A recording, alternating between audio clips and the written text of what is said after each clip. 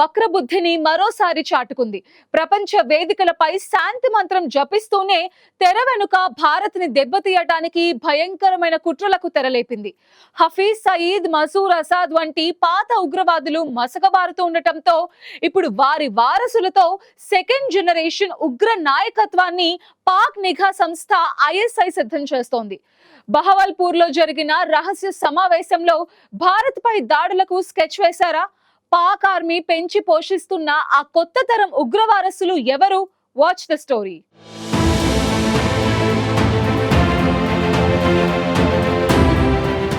కుక్కతోక వంకర. ఇది పాకిస్తాన్ విషయంలో అక్షర సత్యం. ప్రపంచ వేదికలపై ఉగ్రవాదానికి తాము వ్యతిరేకమంటూ మొసలి కన్నీరు కార్చే పాకిస్తాన్ తెర వెనుక మాత్రం విష సర్పాలకు పాలుపోసి పెంచుతోంది. శాంతి మంత్రం జపిస్తూనే భారత్ గుండెల్లో గాయం చేయడానికి నిరంతరం కుట్రలు పన్నుతూనే ఉంది. అంతర్జాతీయంగా ఎన్ని ఆంక్షలు ఎదురైనా, ఆర్థికంగా దేశం దివాలా తీస్తున్నా, ఉగ్రవాదాన్ని పెంచి పోషించడంలో మాత్రం ఆ దేశం తన వక్రబుద్ధిని విడవడం లేదు. తాజాగా పాక్ గడ్డపై జరుగుతున్న పరిణామాలు ఇప్పుడు భారత నిఘా వర్గాలను అప్రమత్తం చేస్తున్నాయి. ఒకవైపు పాత ఉగ్రవాదులు అంతమవుతుంటే వారి స్థానంలో రెండో తరం ఉగ్రనాయకత్వాన్ని సిద్ధం చేస్తోంది పాక్ నిఘా సంస్థ ఐఎస్ఐ. ఇది కేవలం హెచ్చరిక కాదు, పొరుగుదేశం పక్కా స్కెచ్తో చేస్తోన్న ప్రకటన. ఇటీవల పాకిస్తాన్లోని బహవల్పూర్లో ఒక అత్యంత రహస్యమైన ఉన్నత స్థాయి సమావేశం జరిగింది. ఈ సమావేశానికి హాజరైన వారెవరో తెలిస్తే ఎవరైనా ముక్కున వేలు వేసుకోవాల్సిందే. ఒకవైపు పాకిస్తాన్ ఆర్మీ అధికారులు, మరోవైపు ఐఎస్ఐ ఉన్నతాధికారులు. వీరిలో పాటు మోస్ట్ వాంటెడ్ ఉగ్రవాద సంస్థల సీనియర్ కమాండర్లు ఒకే టేబుల్ మీద కూర్చున్నారు. ఈ మీటింగ్ ప్రధాన అజెండా ఒకటే: భారత్పై తదుపరి తరం ఉగ్రవాద దాడులకు ఎలా సమన్వయం చేయాలి. ముఖ్యంగా జమ్మూ కాశ్మీర్లోకి పెద్ద ఎత్తున చొరబాట్లను ప్లాన్ చేయడంపై వీరు సుదీర్ఘంగా చర్చించారు.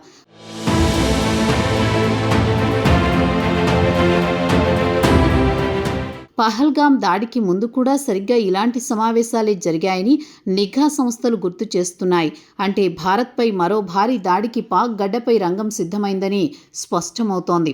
ఉగ్రవారసులు ఎంట్రీ. హఫీజ్ సయీద్, మసూద్ అజార్ వంటి పాతతరం ఉగ్రవాదులు అంతర్జాతీయంగా టార్గెట్ కావడంతో ఇప్పుడు ఐఎస్ఐ తన వ్యూహాన్ని మార్చింది. ఉగ్రవాద కార్యకలాపాలు ఆగిపోకుండా ఉండేందుకు సీనియర్ ఉగ్రవాదులు కుమారులు, వారి బంధువులను తదుపరి తరం నాయకులుగా తీర్చిదిద్దుతోంది. వీరిలో ప్రధానంగా వినిపిస్తున్న పేరు తల్హా సయీద్.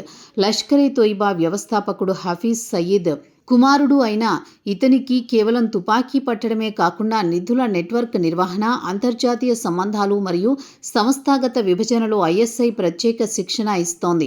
ఇతనితో పాటు సైఫుల్లా కసూరి అనే మరో కీలక కార్యకర్త కూడా ఈ కొత్త బ్యాచ్లో ఉన్నాడు. వీరు జైషే మహమ్మద్ చీఫ్ మసూద్ అజార్తో భేటీ కావడం, లష్కరే మరియు జైష్ సంస్థలు కలిసి పనిచేయాలని నిర్ణయించుకోవడం ఒక ప్రమాదకర పరిణామం.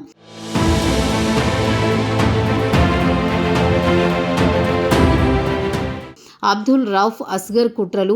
ఈ రెండో తరం ఉగ్రవాద నెట్వర్క్లో మరో కీలక వ్యక్తి అబ్దుల్ రౌఫ్ అస్గర్. మసూద్ అజార్ సోదరుడైన ఇతను గతంలో జరిగిన అనేక ఉగ్రవాద దాడుల్లో కీలక పాత్ర పోషించాడు. ఇప్పుడు ఇతనికి ఐఎస్ఐ నేరుగా మద్దతు ఇస్తూ సరిహద్దుల వెంబడి ఉగ్ర మాడ్యూల్స్ను సిద్ధం చేసే బాధ్యతను అప్పగించింది. జైషే మహమ్మద్ కార్యకలాపాలను ప్లాన్ చేయడంలో అస్గర్ ఆరితేరినవాడు. భారత్లోని కీలక నగరాలను లక్ష్యంగా చేసుకుని దాడులు చేయాలని, కశ్మీర్ లోయలో మళ్లీ అస్థిరత సృష్టించాలని ఇతను స్కెచ్ వేస్తున్నట్టు సమాచారం. వీరికి అవసరమైన భారీ నిధులను పాక్ ఆర్మీ అంతర్గత వనరుల ద్వారా సమకూరుస్తోందని తెలుస్తోంది. కేవలం సైద్ధాంతికంగానే కాకుండా అత్యాధునిక సాంకేతిక పరిజ్ఞానాన్ని వాడడంలో కూడా ఈ రెండో తరం ఉగ్రవాదులకు శిక్షణ ఇస్తున్నారు. పాకిస్తాన్ ఎన్ని కుట్రలు పన్నినా భారత భద్రతా దళాలు మాత్రం అత్యంత అప్రమత్తంగా ఉన్నాయి. సరిహద్దుల్లో నిఘాను ముమ్మరం చేయడమే కాకుండా ఈ కొత్త తరం ఉగ్రవాదుల కదలికలపై నిరంతరం కన్నేసి ఉంచాయి.